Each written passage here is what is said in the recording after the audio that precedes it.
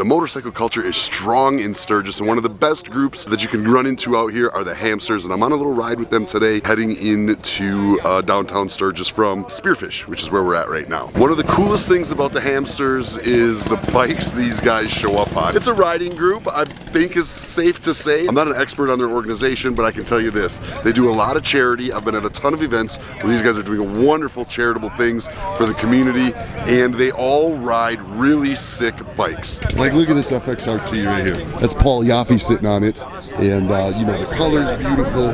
It's absolutely gorgeous. And look at that dash. When he has a minute later, I'll have him tell you about what he's done to that thing that's special. Some of the other cool bikes you'll see out here, look at this Indian. That's a gorgeous color. Mr. Paul Yaffe, I told everybody I'd get you to talk a little bit about this bike. What's up, guys? What do you got going on here? What's up with this dash? So, well, this is my 91 FXRT. It was an original bike, which some people don't appreciate that how much I've modified it. This is my version of an FXRT. So this is an original Grand Touring Harley-Davidson fairing that I reworked and modified to work for my dream, right, which was putting a 23-inch wheel on it, putting air suspension on it. So I had to clearance it obviously for the fender, and then I ended up just with keeping it really looking like an original fairing. It's still highly modified to fit the way I laid out the frame. I pulled the frame forward a couple inches, raked it obviously to accept the big wheel, stretched the tank.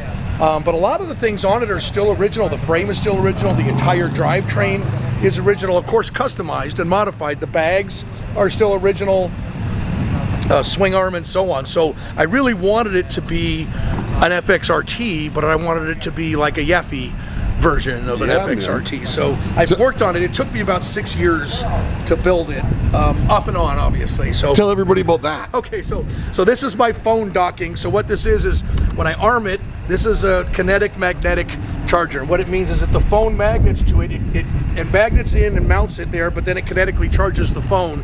But I hooked up a peripheral Bluetooth system inside the fairing that now Bluetooths to my hand controls, so my hand controls control all my phone functions, so I can mute, volume up, volume down, switch songs, change programs on the phone. So it's almost like having a nav screen like you'd have on a late model touring bike, but all with, you know, Apple stuff. I'm bagger spoiled, right? So I had to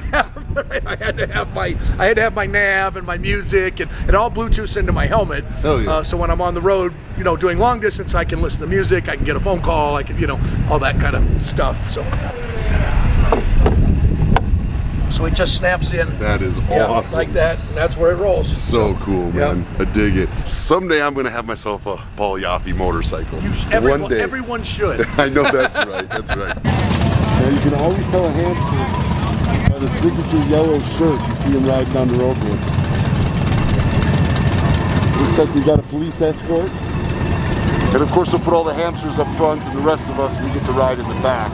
I'm going to split off about halfway and bring this BMW back to the store, hopefully, and pick up my R18 and then make my way back to the Buffalo Chip.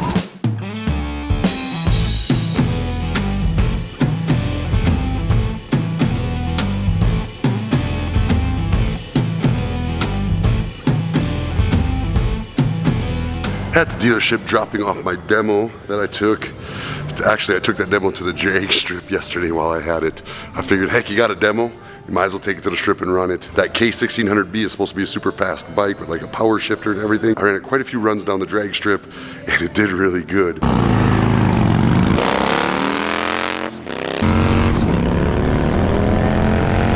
It was my first time ever running a drag strip, so there was a learning curve there, but I think it did good. At the end of this video, I'll link the video of me drag stripping it, but my best time was a 7.91, but I did red light. My best time without red lighting was an 8.1. Really crazy good times. I was beating everything out there that didn't have like NOS or turbos. It was pretty impressive. So look at this new R18 Transcontinental in B color. That white with that black, it's their 100-year anniversary color. That is just a gorgeous paint job. I just love that black, gold, and white together. R18 like mine. Kind of cool with the chrome built into the side of the paint. They're starting to use some really neat stuff with the paint on these things. So I had my bike serviced. Unfortunately, their wash bay's down, so the bike is absolutely filthy. So please don't mind that. But check out this exhaust I got put on here. It's an electronic exhaust. Never heard of electronic exhaust, don't feel bad. I hadn't either until the Sturgis rally this year.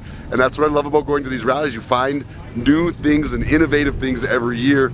But the electronic exhaust, you can actually control the tone of your exhaust with the push of a button. Check it out. This is what it sounds like factory. It's basically a factory sounding exhaust, right?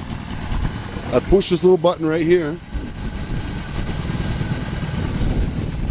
And now listen to this exhaust. You can only hear it as good as your speakers on your phone or whatever you're listening on, but I'm gonna go ahead and set this down and brap it.